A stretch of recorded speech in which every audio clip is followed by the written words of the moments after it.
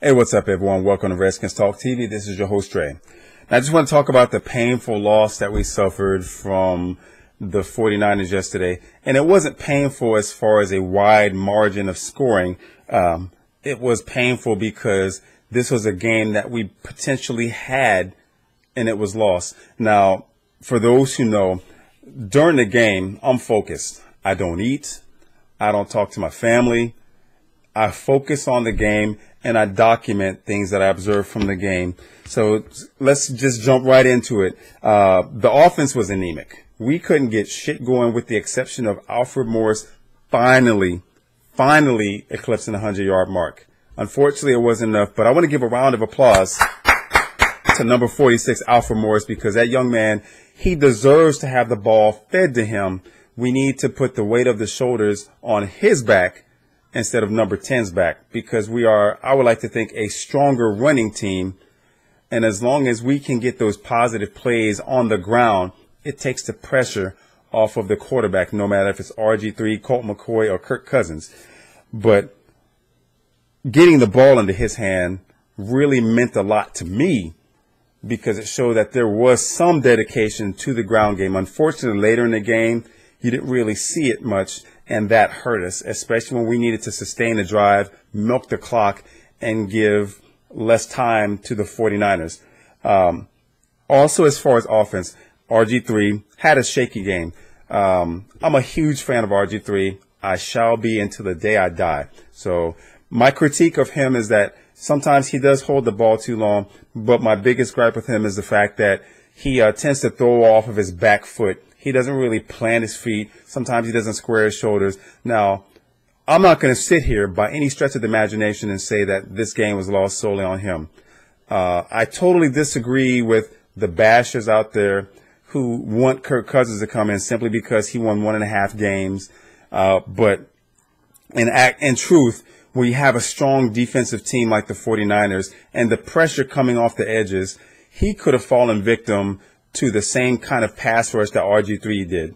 And one of the things that I pose a question to those who dare to bash RG3 without really looking and overanalyzing is at the snap of the ball, because when you're looking and you see offense, defense at the snap of the ball, instead of focusing primarily on the drop back for the quarterback, look at the receivers, because obviously if it's a passing play, once the receivers disappear off the TV screen, what's really happening? Because we can't see it.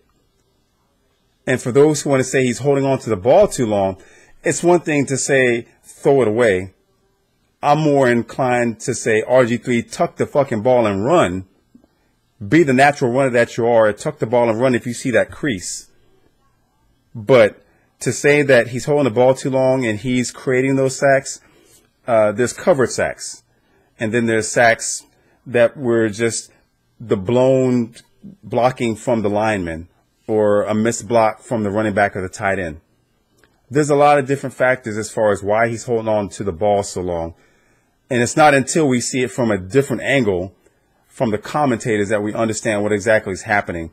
But a lot of shit is going on. But I still feel like this is a young man, I'm talking about RG3, that has zero trust in the offensive line. It's a makeshift line. You have Tom Compton, who came in to spell for Tyler Columbus and is really not playing any better than Tyler Columbus. And then you have Moses Morgan, who came in to spell for Trent Williams, and he did a not so great job. Now, when it comes to run blocking, Alfred Morris running between the center and the guards, finding that crease between the guard and the tackle, yeah, they were doing the job slightly better in that aspect, but there were still some tackles behind the line of scrimmage for a loss, and there were some tackles for no gains. But all in all, Alfred Morris did the damn thing. But RG3, he had a shaky game, but this game wasn't lost solely on him. It really wasn't. Yeah, there could have been done more because he only had 106 yards, but I can assure you, if he only had 106 yards and we won 13-10, nobody would have said shit. People would have still critiqued, but this would have been another notch in our belt as a victory, and that would have appeased those who are discombobulated about the state of our record. So with the game itself, I don't put this entirely on RG3. He's culpable for some of this, but at the same time, there's not a strong team in the league with any type of winning record that doesn't have any type of decent a core of linemen that are blocking and protecting the quarterback. That's the truth. When you look at the play of the Cowboys, you see they have a good offensive line, which is why Murray is leading the league in rushing, and Tony Romo is doing his thing in the passing game. He's getting more time. You're looking at Eli Manning. Even though he throws some ducks and some interceptions, he still is getting protected more than RG3 is. RG3, sometimes he can't step up in the pocket because the center or the guard is being pushed into his lap. What can he do? He turns to one side, he's got somebody coming at his face. And you saw that apparent in the game yesterday. Yes, there were some times where he could have made something happen. But looking at it from all angles instead of just placing the blame on him, for those who want to blame him, maybe you don't know as much about football as you think you do. Anyway, back to this. When it comes to defense, defensive line not getting much of a push. They sacked Kaepernick a couple of times, but when it really mattered the most, they really couldn't apply that constant pressure off the edge or up the middle. They did enough, and like I said, for 3.5 quarters, they did well. But this is 4 full quarters of football, and when it really mattered the most, when we were in the lead in the fourth quarter, 13-10, our defense is what faltered. So for those who say the defense played well, they didn't play all 4 quarters. And in the end, San Francisco marched down the field and got a touchdown at the goal line. That's the long of the short of it. Our defense is what shut everything down. Just like against the Minnesota Vikings, where RG3 kept getting the lead and the defense kept losing it for him. There's only so much that he can do. The defense needs to step up and do their part. And they did for the most part. But when it really mattered the most, during that final drive for the 49ers, the defense let us down. So when you look at even going into the first half, before the first half, when the 49ers were at 4th and 2, and there was this long pass, and you see Breeland not looking at the ball, and it went to Bolden, or was it Crabtree? I can't remember which one, but all the same, I think it was Crabtree. But when they passed the ball and Breeland had his back towards the ball coming in, instead of looking for the pass to defend against it or try to intercept, I mean, he was in tight cover, so good for him on that.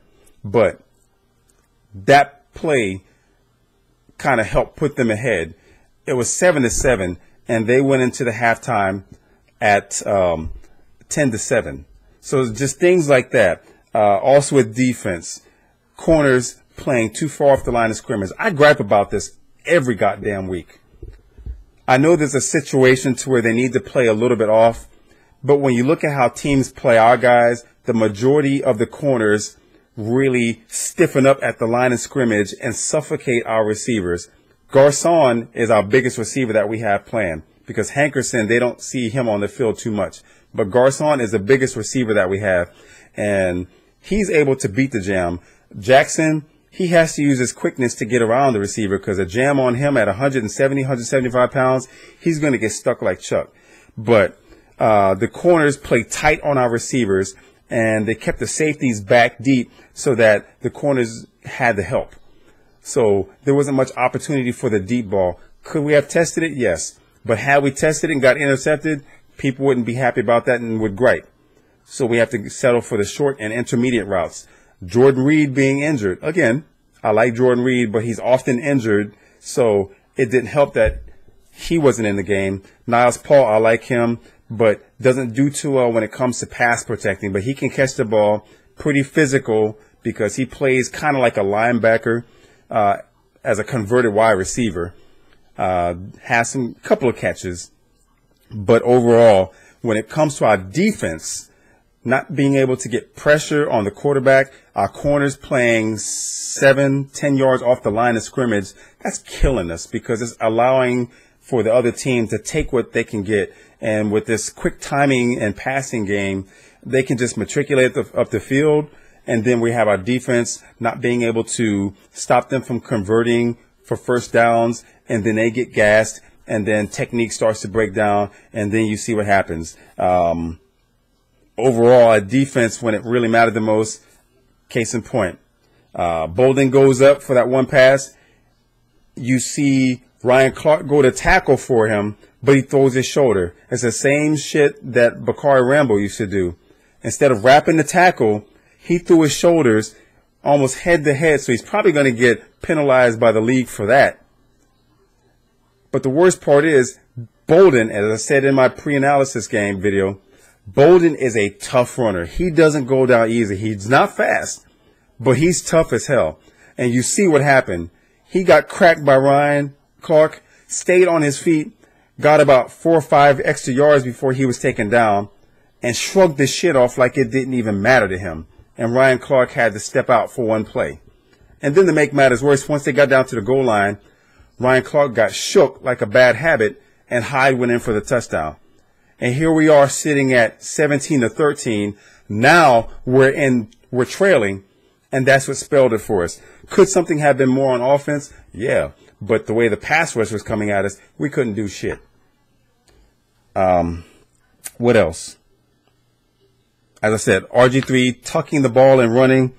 Gotta do better with that. Got to do better in terms of decision making. And once again, the quarterback coach and Jay Gruden need to sit down with this young man and really tailor a game plan that's going to cater to his physical abilities. Instead of trying to make him a pocket passer like Andy Dalton, like people want to compare, oh, well, why is Andy Dalton an average or mediocre player? How does all of a sudden he do well? They're two different playing styles. Andy Dalton can't make some of the moves out of the pocket like RG3 does. And you see when we scored on that touchdown, we got RG3 out of the pocket, but that's just something that you're not seeing too much.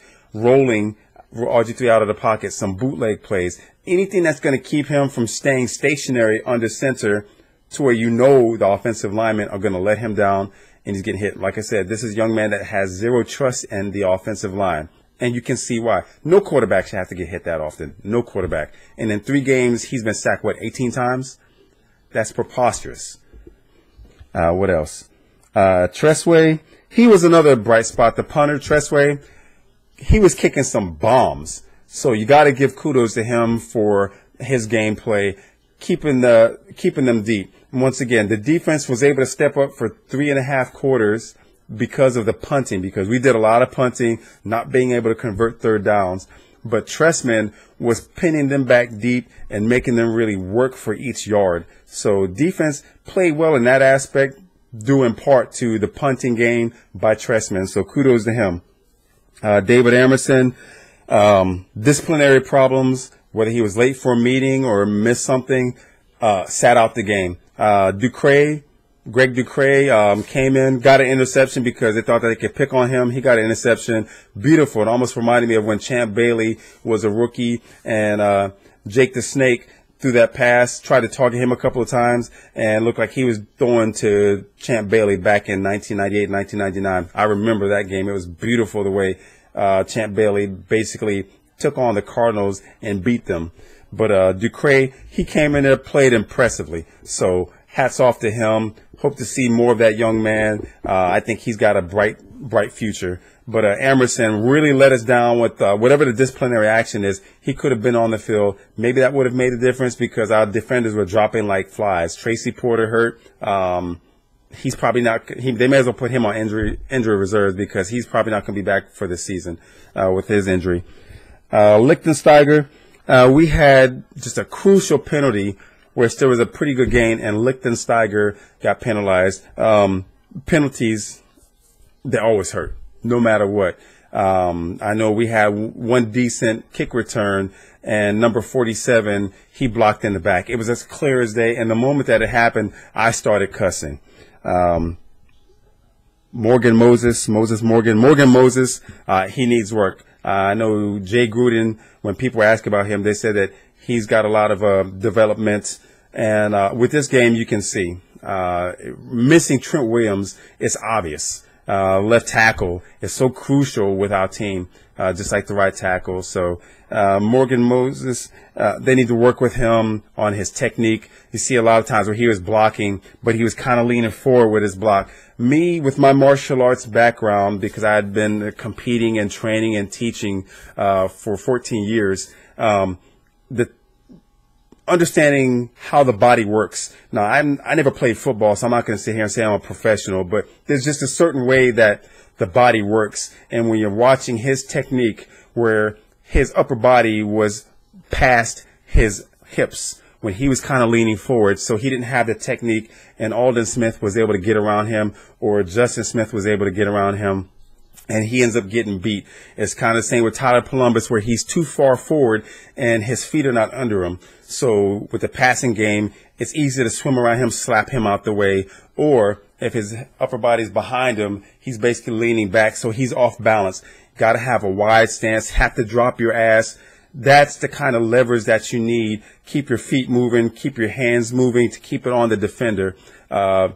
Morgan Moses didn't have that technique, and it was glaringly obvious yesterday. But those are some of the things that I saw. We got another game coming up against the Indianapolis Colts. Andrew Luck is playing some decent football. It's tough yesterday because I think he took a beating with the team. I can't remember. He's got some good plays. If they did win, like I said, I didn't keep up with that, but it's going to be tough because he's a very smart quarterback. He's got a good offensive line. The running game is so-so. I don't think we're going to have much of a problem with that, but I have my pregame analysis for that. But that's just the next challenge. Really hoping that we can get some positive momentum going, but all the same, I just wanted to say that this game, and this video is kind of long, but I tend to argue back and forth with fellow Redskins fans, and I really feel like it shouldn't be that way. I know we're not always going to see eye to eye, but I would hope that common sense will prevail, because not one person alone loses it for the team. Losing is about 33 men, 11 on special teams, 11 on defense, 11 on offense. And there's so much that can happen, especially on the offensive side of the ball, if the offensive line can't effectively run block for Alfred Morris. And one person tried to say, Alfred Morris had the game of his season. Yeah, we're talking about week 12. But what about 11 and all the previous games where it wasn't so great? That's the difference. We need to lean on Alfred Morris, and that's something that we haven't been able to do.